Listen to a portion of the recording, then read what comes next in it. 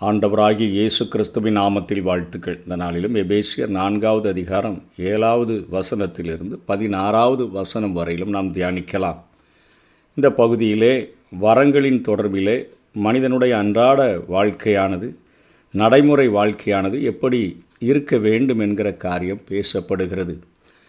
16வது வசனத்தில் அவராலே சரீரம் முழுவதும் அதற்கு உதவியாக இருக்கிற சகல கணுக்களினாலும் இசைவாய் கூட்டி இணைக்கப்பட்டு ஒவ்வொரு அவயவமும் தன் அளவுக்கு தக்கதாய் கிரியை செய்கிறபடியே அது அன்பினாலே தனக்கு பக்தி விருத்தி உண்டாக்குகிறதற்கு ஏதுவாக சரீர வளர்ச்சியை உண்டாக்குகிறது என்று சொல்லி, ஒரு சரீரத்தில் அநேக அவயவங்கள் இருந்தாலும் அவைகளிடத்தில் அநேக வேறுபாடுகள் உடையதாக இருந்தாலும் ஒவ்வொரு அவயவமும் அந்த சரீரத்தினுடைய வேலைக்காக இணைந்து அவைகள் செயலாற்றுகின்றன என்கிற காரியத்தோடு கூட இந்த பகுதியை முடிக்கிறார். ஒவ்வொரு அங்கத்தினருக்கும் ஒரு குறிப்பிட்ட வேலை கொடுக்கப்பட்டிருக்கிறது. எந்த இரண்டு அங்கத்தினரும் ஒன்று போல இருப்பதில்லை. எந்த இரண்டு பேரும் ஒரே வேலையை செய்கிறதில்லை. கிறிஸ்துவினுடைய ஈவின் அளவுக்கு தக்கதாக ஒவ்வொருவருக்கும் குறிப்பிட்ட வேலை கொடுக்கப்பட்டிருக்கிறது. அதாவது அந்த வேலைக்கு தகுதியானவர் என்று கண்டு அதை ஆண்டவர் தரக்கூடியவராக இருக்கிறார். இங்கே 7ஆம் வசனத்தில் கிறிஸ்துவினுடைய ஈவு என்று சொல்லப்பட்டிருக்கிறதை நாம் பார்க்கிறோம். பரிசுத்த ஆவியானவரைத்தான் இங்கே பவுல் அப்போஸ்தலன் கிறிஸ்துவினுடைய ஈவு என்று சொல்லுகிறார். யோவான் 14வது அதிகாரம் 16-17 நான் பிதாவை வேண்டிக் கொள்வேன், அப்பொழுது என்றென்றைக்கும் உங்களுடனே கூட இருக்கும்படிக்கு சத்திய ஆவியாகிய வேறொரு தேற்றரவாளனை அவர் உங்களுக்கு தந்தருள்வார் என்று சொல்லுகிறார். உலகம் அந்த சத்திய ஆவியானவரை காணாமலும் அறியாமலும் இருக்கிறபடினால் அவரை பெற்றுக்கொள்ள மாட்டாது. அவர் உங்களுடனே வாசம் பண்ணி உங்களுக்குள்ளே இருப்பதால் நீங்கள் அவரை அறிவீர்கள் என்று சொல்லி, தேவனுடைய ஈவு கிறிஸ்துவினுடைய அந்த காரியம் என்ன, பரிசுத்த ஆவியானவரை குறித்து இங்கே சொல்லப்பட்டிருக்கிறதை பார்க்கிறோம். கிறிஸ்துவினுடைய ஈவின் அளவுக்கு தக்கதாக அப்போஸ்தலர் 2வது அதிகாரம் 38-39 பேதுரு அவர்களை நோக்கி, நீங்கள் மனம் திரும்பி ஒவ்வொருவரும் பாவ மன்னிப்புக்கென்று இயேசு கிறிஸ்துவின் நாமத்தினாலே ஞானஸ்நானம் பெற்றுக்கொள்ளுங்கள், அப்பொழுது பரிசுத்த ஆவியின் வரத்தை பெறுவீர்கள். வாக்குத்தத்தமானது உங்களுக்கும் உங்கள் பிள்ளைகளுக்கும் நம்முடைய தேவனாகிய கர்த்தர் வரவழைக்கும் தூரத்தில் உள்ள யாவருக்கும் உண்டாயிருக்கிறது என்று சொல்லி பரிசுத்த ஆவியானவரை குறித்து அங்கே அவர் பேசுகிறதை நாம் பார்க்கிறோம். பரிசுத்த ஆவியானவர் தாமே ஒவ்வொரு பரிசுத்தவானுக்கும் ஒவ்வொரு வரத்தை தரக்கூடியவராக இருக்கிறார். ஒவ்வொரு அங்கத்தினரும் தனக்கு கொடுக்கப்பட்ட வேலையை நிறைவேற்றி வருகிறபோது கிறிஸ்துவின் சரீரமானது ஆவிக்குரிய நிலையிலும் எண்ணிக்கையிலும் வளர்ச்சியடையும் என்கிற ஒரு கருத்தை அந்த எபேசு சபைகளுக்கு உணர்த்தி வைக்கும்படியாக இங்கே பவுல் அப்போஸ்தலன் அந்த காரியத்தை கற்றுக் கொடுக்கிறார். கிறிஸ்துவினுடைய ஈவின் அளவுக்கு தக்கதாக இங்கே பரிசுத்த ஆவியானவர் கொடுக்கப்படும் பொழுது அவனவன் என்னென்ன வேலையை செய்கிறதற்கு தகுதி உடையவனாக இருக்கிறான் என்று பார்த்து அவனவனுக்கு கிருபை அளிக்கப்படுகிறது. இதனை தொடர்ந்து சொல்லுகிறார், ஆதலால் அவர் உன்னதத்திற்கு ஏறி சிறைப்பட்டவர்களை சிறையாக்கி மனுஷர்களுக்கு வரங்களை அளித்தார் என்று சொல்லி இருக்கிறார் என்று இங்கே சங்கீதம் 68:18 எடுத்து இங்கே பவுல் அப்போஸ்தலன் பேசுகிறார். அதாவது உன்னதத்திற்கு ஏறி சிறைப்பட்டவர்களை சிறையாக்கினா, இங்கே ஆண்டவராகிய இயேசு கிறிஸ்து இந்த பூமியிலே வாழ்ந்தபொழுது சொன்ன ஓமையிலே ஒரு லாசருவை குறித்து ஐஸ்வர்யவானை குறித்தும் ஆண்டவர் அங்கே பேசினார். அந்த இடத்துல அவர்கள் 2 பேரும் மரிக்கும் பொழுது அவர்கள் பாதாளத்திற்கு கொண்டு போகப்பட்டார்கள். அந்த பாதாளத்திலுமே 2 பிரிவுகள் இருக்கிறதாக ஆண்டவர் அங்கே சொன்னதை நாம் பார்க்க முடியும். அதாவது மேல் பாதாளம், கீழ்ப்பாதாளம்.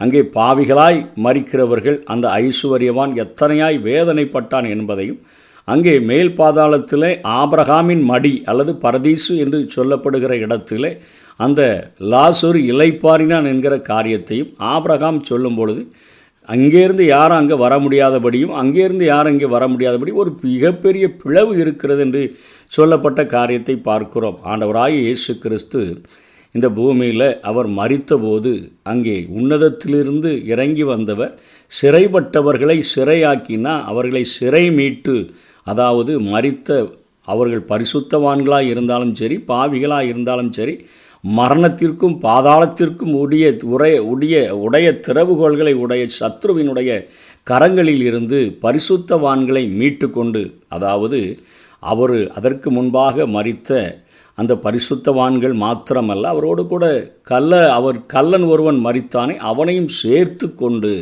அவர் அங்கே சிறைப்பட்டவர்களை சிறையாக்கி மனுஷர்களுக்கு வரங்களை அளித்தார் என்று சொல்லியிருக்கிறார்னு சொன்னால், அங்கே இருந்து கூட்டி கொண்டு போய் பரலோகத்துக்கு போய் அங்கே அவர்களை தன்னுடைய சன்னிதானத்தில் அமர வைத்தார் என்று சொல்லி, ஒரு ஆவியில், ஒரு ஆத்துமாவிலே ஒரு மகா பெரிய விடுதலை, சரீரத்தின் விடுதலை மாத்திரம்தான் சபையின் நாட்களிலே கிறிஸ்துவுக்குள் மரித்தவர்களுக்கு மத்திய ஆகாயத்தில் கர்த்தர்தாமே அவர் எக்கால சத்தத்தோடும் பிரதான தூதனுடைய சத்தத்தோடும் தேவ எக்காலம் ஊத அவர் வரும்பொழுது அவர்கள் கிறிஸ்துவுக்குள் மரித்தவர்கள் முதலாவது எழுந்திருப்பார்கள், பின்பு உயிரோடு இருக்கும் நாமும். இது சரீர மீட்பை குறித்து சொல்லக்கூடியதாக இருக்கிறது. ஆகவே ஆண்டவர் சிறைப்பட்டவர்களை சிறையாக்கினா, சிறை மீட்டு அங்கு பரலோகத்துக்கு போன பின்பாக அங்கே இருந்து ஆண்டவர் செய்கிற காரியம் என்ன? மனுஷர்களுக்கு வரங்களை அளித்தார்னு சொன்னால், நான் போவேன், நான் போவது உங்களுக்கு பிரயோஜனமாக இருக்கும், அப்பொழுது சத்திய ஆவியாகிய தேற்றரவாளனை அவர் உங்களுக்கு அனுப்புவார் என்று சொன்ன அந்த காரியத்தை இங்கே பவுல் அப்போஸ்தலன் சங்கீதத்தின் பகுதியிலிருந்து எடுத்து எழுதுகிறார். ஏறினார் என்பதினாலே அவர் அதற்கு முன்னே பூமியின் தாழ்விடங்களில், அதாவது பாதாளம் வரையிலும் இறங்கினார் என்று விளங்குகிறதல்லவா? இறங்கினவரே எல்லாவற்றையும் நிரப்பத்தக்கதாக எல்லா வானங்களுக்கு மேலாக உன்னதத்திற்கு ஏறினவருமாய் இருக்கிறார் என்று சொல்லி அந்த காரியத்தை விளங்க வைக்கிறார். அதாவது இங்கே சாத்தான் மரணத்திற்கும் பாதாளத்திற்கும் அதிகாரியாக இருந்தான், சாவி அவன் கையில் இருந்துச்சுன்னு சொல்லி நம்ம பார்த்தோம். வெளிப்படுத்தல் 1:18 இயேசு கிறிஸ்து சொல்லும்போது சொல்லுகிறார், மரணத்திற்கும் பாதாளத்திற்கும் உரிய திறவுகோள்களை உடையவராய் இருக்கிறேன். அந்த திறவுகோல் அவனிடத்திலிருந்து இயேசு கிறிஸ்து கைப்பற்றினார். ஆபேலிலிருந்து கிறிஸ்துவின் மரணம் வரை, சிலுவையில் மரித்த அந்த கள்ளன் வரை அவர் ஆண்டவர் தம்முடன் அழைத்து சென்றார் என்கிறதைத்தான் வேதத்தினுடைய ரகசியமாக நாம் கற்றுக்கொள்ள முடியும். இப்பொழுது கிறிஸ்துவுக்குள் மரிக்கிறவர்கள் அவருடைய நேரடி பிரசனத்திற்குள் செல்லுகிறார்கள் என்கிறதை 2 கொரிந்தியர் 5:8 பவுல் அப்போஸ்தலன் சொல்லுகிறான். இந்த தேகத்தை விட்டு குடி போகவும் அவரிடத்தில் குடியிருக்கவும் விரும்புகிறேன் என்று சொல்லுகிறார். பிலிப்பியர் 1:21-24 வரையிலும் சொல்லும் பொழுது, நான் சரீரத்தில் இருந்தேன்னா அது உங்களுக்கு பிரயோஜனமாக இருக்கும், நான் 2 காரியங்களினால் மிகவும் நெருக்கப்படுகிறேன், நான் இந்த தேகத்தை விட்டு பிரிஞ்சேன்னா ஆண்டவராகிய இயேசு கிறிஸ்துவோடு கூட இருப்பேன். அதாவது இந்த பூமியில் ஆண்டவருக்கு பயந்து வாழ்கிற பிள்ளைகள் கண்களை மூடினால் அடுத்த நிமிஷத்தில் தேவ சமூகத்தில் அவர்கள் விழிக்கக்கூடியவர்களாக இருக்கிறார்கள். இங்கே இருக்கும் பொழுது இயேசு அவர்களோடு கூட இருக்கிறார். மரித்த பின்பு, அதாவது மரணம் என்பது அவர்களுக்கு பரலோகம் செல்கிற ஒரு வாசலாக இருக்கிறது. அது திறக்கப்பட்டு அவர்கள் தேவனோடு கூட வாழ்கிற ஒரு உன்னத வாழ்க்கையை பெற்றுக்கொள்ளுகிறார்கள் என்கிறதை வேதத்தின் ரகசியத்திலிருந்து நாம் கற்றுக்கொள்ளுகிறோம். உன்னதத்துக்கு ஏறி மனிதர்களுக்கு வரங்களை அளித்தார். இயேசு அங்கு சென்ற பின்புதான் பரிசுத்த ஆவியானவர் மனிதர்களுக்கு கொடுக்கப்பட்டார் என்கிற காரியத்தை தான் இங்கே பேசுகிறார். யோவான் 16:17 பார்க்கிறோம். பரிசுத்த ஆவியானவர் தான் வரங்களை அளிக்கிறவர் என்று 1 கொரிந்தியர் 12:11 நாம் பார்க்க முடிகிறது. ஆகவே இப்படி கொடுக்கப்பட்ட வரங்கள் எதற்காக கொடுக்கப்பட்டது என்றும் பேசுகிறார். மேலும் நாம் அனைவரும் தேவனுடைய குமாரனை பற்றும் விசுவாசத்திலும் அறிவிலும் ஒருமைப்பட்டவர்களாகி என்று சொல்லுகிறதை பார்க்கிறோம்.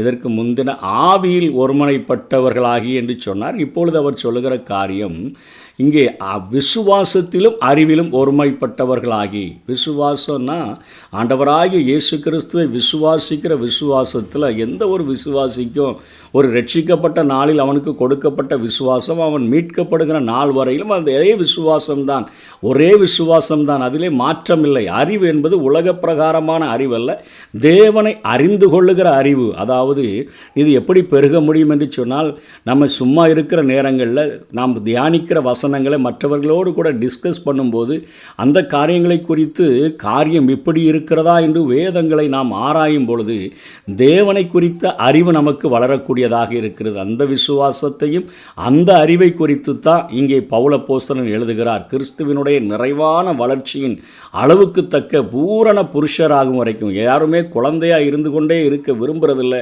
யாருமே தொட்டிலேயே இருந்து கொண்டு இருக்க விரும்புகிறதில்லை. அவர்கள் எல்லாருமே பூரண புருஷராக மாற வேண்டும் என்கிற ஒரு வாஞ்சை இருக்கிறது அல்லவா? அதே போல தான் கிறிஸ்துவ வாழ்க்கையிலும் கிறிஸ்துவை போல வளருகிறதற்கு, மறுரூபம் அடைகிறதற்குத்தான் நாம் அழைக்கப்பட்டிருக்கிறோம் என்று சொல்லி இங்கே பவுல் எழுதுகிறார். பரிசுத்தவான்கள் சீர்பொருந்தும் பொருட்டு சுவிசேஷ ஊழியத்தின் வேலைக்காகவும் கிறிஸ்துவின் சரீரமாகிய சபையானது பக்தி விரித்து அடைவதற்காகவும் அங்கே ஆண்டவர் வரங்களை அளித்தார் என்று சொன்னால், அங்கே ஊழியங்களை ஆண்டவர் கொடுத்திருக்கிறார். சிலரை அப்போஸ்தலராக, சிலரை தீர்க்கதரிசிகளாக, சிலரை சுவிசேஷகராக, சிலரை மேய்ப்பராக, சிலரை போதகராக ஏற்படுத்தினார். அப்போஸ்தலர்களாக இருக்கிறவர்கள் புதிய இடங்களுக்கு சென்று ஆத்துமாக்களை சம்பாதித்து சபைகளை நிறுவக்கூடியவர்களாகவும், சிலரை தீர்க்கதரிசிகளாகவும் தேவனுடைய வசனங்களை இந்தந்த காலத்திற்கு இவைகள் பொருத்தமானவை என்று அடித்து கூறுகிற தீர்க்கதரிசிகளையும், சிலரை சுவிசேஷகராக, இதற்கென்று விசேஷித்த கிருபை பெற்றவர்கள் ஆத்தும தனிப்பட்ட ஆதாயத்தை செய்யக்கூடியவர்களாக, சிலரை மெய்ப்பராக, ஒரு மெய்ப்பனுடைய இருதயம் எப்படி இருக்க வேண்டுமோ அப்படிப்பட்ட இருதயத்தை பெற்றவர்களாக, அவர்கள் போதகர்களாகவும் இருந்தார்கள் என்று சொன்னால், தேவ வசனத்தை போதிக்கிறதுல, தவறில்லாமல் போதிக்கிறதுல அத்தனை ஜாக்கிரதை உள்ளவர்களாக இருக்க வேண்டும் என்று சொல்லி அதற்குத்தான் வரங்கள் கொடுக்கப்பட்டிருக்கிறது என்று அங்கே பேசுகிறார். இந்த வரங்களை கொடுத்ததன் மூலமாக யாவரும் தேவனுடைய குமாரனை பற்றும் விசுவாசத்திலும் அறிவையிலும் ஒருமைப்பட்டவர்களாக மாற வேண்டும் என்பதற்காகத்தான் இங்கே ஆண்டவர் ஊழியர்களை நியமிக்கிறார். எல்லாரும் கிறிஸ்துவனுடைய நிறைவான வளர்ச்சியின் அளவுக்கு தக்கதாக பூரண மனிதராக வேண்டும் என்பதற்காகவும் இந்த வரங்கள் கொடுக்கப்பட்டிருக்கிறது. பரிசுத்தவான்கள் சீர்பொருந்த வேண்டும் என்பதற்காகத்தான் இந்த வரங்களும் ஊழியங்களும் கொடுக்கப்பட்டிருக்கிறது.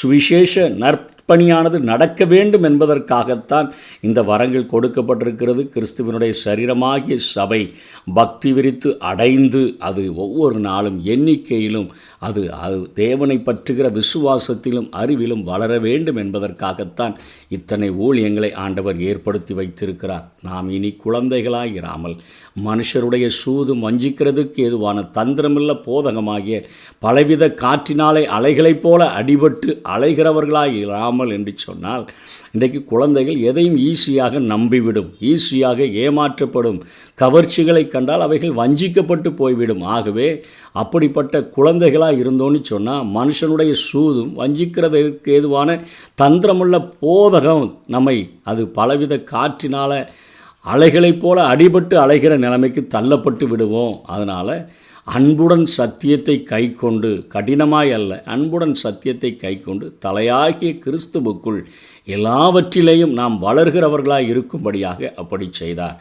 ஒரு கிறிஸ்து தலையாயினால் நாம் சரீரத்தில் இருக்கக்கூடிய அவயவங்களாக இருக்கிறபடினால கைகள் வளர்ந்தால் கால்கள் வளர்கிறது.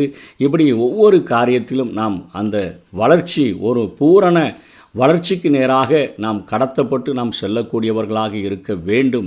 அதற்கென்று தான் நமக்காக ஆண்டவர் இத்தனை ஊழியங்களை ஏற்படுத்தி சரியான சத்தியத்தை அவர் நமக்கு போதிக்கக்கூடியவராக இருக்கிறார். அவராலே சரீரம் முழுவதும் அதற்கு உதவியாயிருக்கிற சகல கணுக்களினாலும் இசைவாய் கூட்டி இணைக்கப்பட்டு, எப்படி தசை நார்கள் ஒவ்வொரு பாகங்களையும் இணைத்து அவைகளை ஒவ்வொரு மூளை சொல்லுகிற எல்லா காரியத்தையும் செயல்பட வைக்கிறதோ, அதே போல கணுக்களினாலும் இசைவாய் கூட்டி இணைக்கப்பட்டு ஒவ்வொரு அவயவமும் தன் அளவுக்கு தக்கதாய் கிரியை செய்கிறபடியே அது அன்பினாலே தனக்கு பக்தி விருத்தி உண்டாக்குகிறதற்கு ஏதுவாய் சரீர வளர்ச்சியை உண்டாக்குகிறது. எண்ணிக்கையிலும் பக்தி விருத்தியிலும் சபை ஒவ்வொரு நாளும் வளர வேண்டும் என்பதற்காக ஆண்டவர் பக்தி விருத்தியிலையும் எண்ணிக்கையிலும் வளர்கிறதற்கு அநேக ஊழியர்களை சபைகளிலே ஏற்படுத்தி வைத்திருக்கிறார். அப்போஸ்தலர்களை, தீர்க்கதரிசிகளை, சுவிசேஷகர்களை, மெய்ப்பர்களை, போதகர்களை ஏற்படுத்தி வைத்திருக்கிறார். அவர்கள் யாவரும் குமாரனை பற்றும் விசுவாசத்திலும் அறிவிலும் அவர்கள் ஒருமைப்பட்டவர்களாக இருக்க வேண்டும் என்கிற வைராக்கியத்தோடும்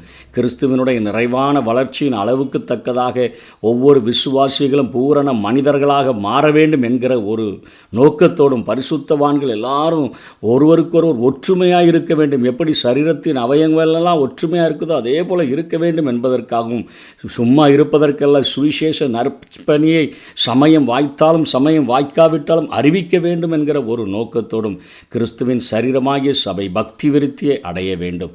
இந்த நோக்கத்தோடு கூட ஊழியங்களை செய்தால் சபை வளர்ச்சியடையும். ஆண்டவருக்குள்ளாக நாமும் வளருவோம். விசுவாசத்திலும் அறிவிலும் நாம் ஒருமைப்பட்டவர்களாக இந்த பூமியிலே வாழுவோம். வருகைக்கென்று நம்மை ஆயத்தப்படுத்துவோம். கர்த்தர் தாமே நம்மை ஆசீர்வதிப்பாராக. ஆமேன்.